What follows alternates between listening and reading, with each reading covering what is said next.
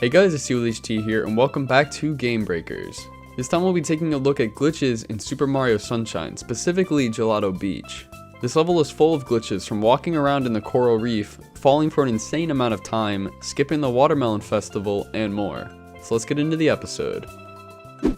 Up first is ground pounding into the sky. Simply head up to this sprout that will reveal a staircase if you spray it enough. But if you jump and ground pound right as the floor is dropping, the camera will shoot up into the sky. You do see Mario for a brief moment before turning to the sun and freaking out. You then get a pretty cool bird's eye view of Gelato Beach before the camera finally catches back up to Mario on the ground. Depending on when you ground pound, you can also get a few smaller results that don't cause the camera to freak out. We can take this glitch a step further by grabbing Yoshi. You can do all the regular ones with him too, but we also want to get the camera to shoot up into the sky again. When it does, wait a second, and as soon as it switches over to the sun, press X to dismount Yoshi. The camera will stay locked on the sun before catching up to Mario. I also noticed there's this little thing that shoots down behind Mario for a split second, which I'm pretty sure is Yoshi. But anyway, for some reason hopping off Yoshi at that specific time sends Mario extremely high into the air. If you thought rocket storage sent Mario up high, that's nothing compared to this. Mario is so high up in the air that the sun is below him and stays like that for a while. You eventually pass it and get to see Isle Delfino load in this very cool and satisfying way. You still have a little ways to go, so take in the view and all the other levels you can see before finally landing back on the ground. Since I dove while in the air, Mario didn't take any fall damage either. Anyway, it took me close to an hour from start to finish before Mario finally landed back in Gelato Beach. Yes, I sat at my desk for an hour watching nothing but this. The music is now burned into the back of my mind as well.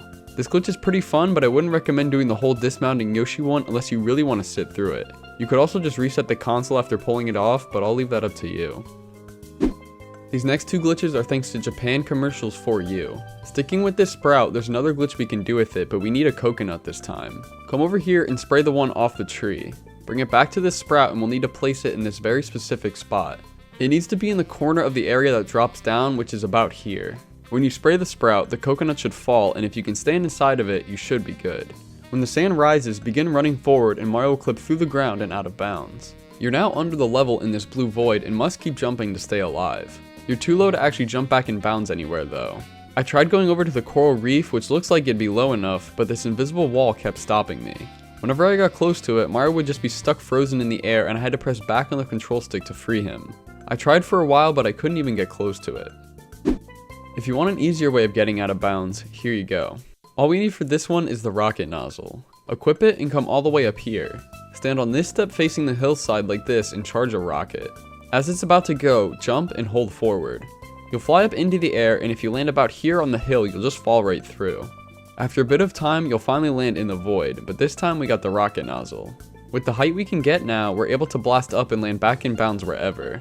I went near the hut to try and reach the coral reef again. I blasted up and ended up on land under the water. The water level is now whatever your current height is, but by swimming near the rocks we can walk lower and lower to the point where we can just walk around the coral reef. This looked super cool to me and can be a fun way of collecting the 8 red coins. Since we're able to run around underwater, I wanted to explore the rest of Gelato Beach this way. It didn't take me long until Mario was running around at that hyperspeed again too. I'm not really sure why this happens, but it's super fun to mess around with.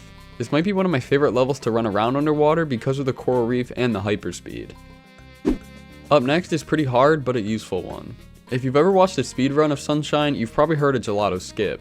It was discovered by CWillyHD and allows you to clip inside this roof and into the bottled up shine which you normally get from completing the watermelon festival. But that shine can be pretty annoying, so here's a way to skip it. As soon as you enter the level, come over here and spray the coconut off a tree. Grab it and bring it over to the hut. We now need to have the camera perfectly center. To do this, you can either have Mario grab this pole and press L, or grab onto the roof of the hut and press L. Now that our camera and Mario are perfectly centered, we have to make sure we don't change that angle. So whenever you want to move, jump and move the control stick while in the air.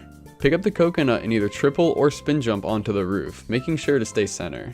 Now line Mario up so his feet are touching this dark line and have the gap between his head and the coconut lined up with the top of the blade here. Once it looks like this, we're ready to go. Drop the coconut and begin running forward. If you kept the angle perfectly straight, we can stay behind the coconut. At the end of the roof, you'll clip through, so we need to time a hover and let go of the control stick. Mario will automatically hover forward and stay inside the roof. Now all you gotta do is let go once you're in the bottle and you'll collect the shine. This glitch is really hard though, and the timing of the hover is probably the most difficult part for me. If you start too early, you'll just pop back through the roof, and if you start too late, you'll just grab the underside of it. You gotta have it just right and let go of the control stick.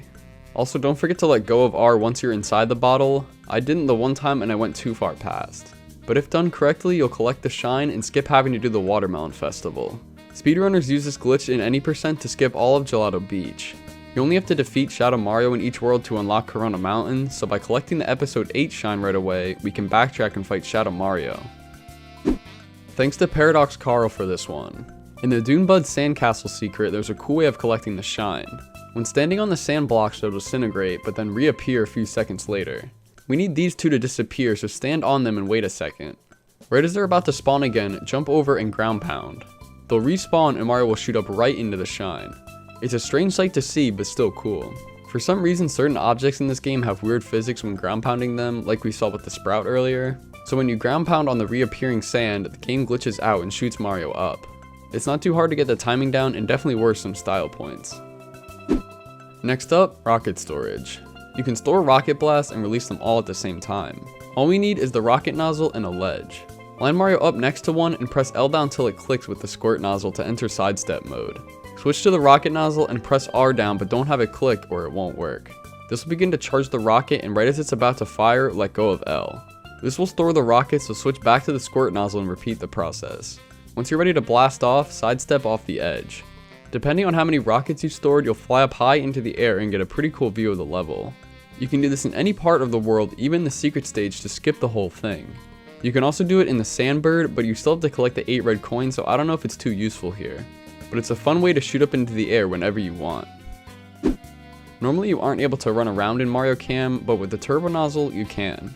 Pick it up and enter Mario Cam. Now gently hold down R and Mario will begin to run around in this view. It gives Sunshine a new and refreshing angle to explore levels from.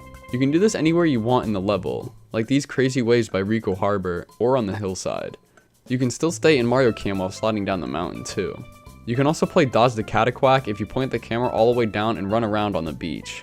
It is a fun little glitch to mess around with. After defeating Shadow Mario, the Shine Sprite will spawn and fall down onto Mario. But if you stand right underneath it, enter Mario Cam and spin, Mario will collect the shine at a random angle not facing the camera. You can do this with other shines too. I flipped into this shine and was still able to enter Mario Cam in mid-air and spin the camera around before the cutscene started, getting a similar result.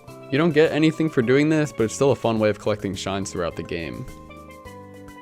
So that's all for today's video. If you enjoyed, please drop a like and subscribe. If you want to check out any other videos I've made on Sunshine, there will be a playlist on screen for each individual level I've made so far. But for now, I'm gonna get up out of here. Thank you guys so much for watching, and as always, see ya!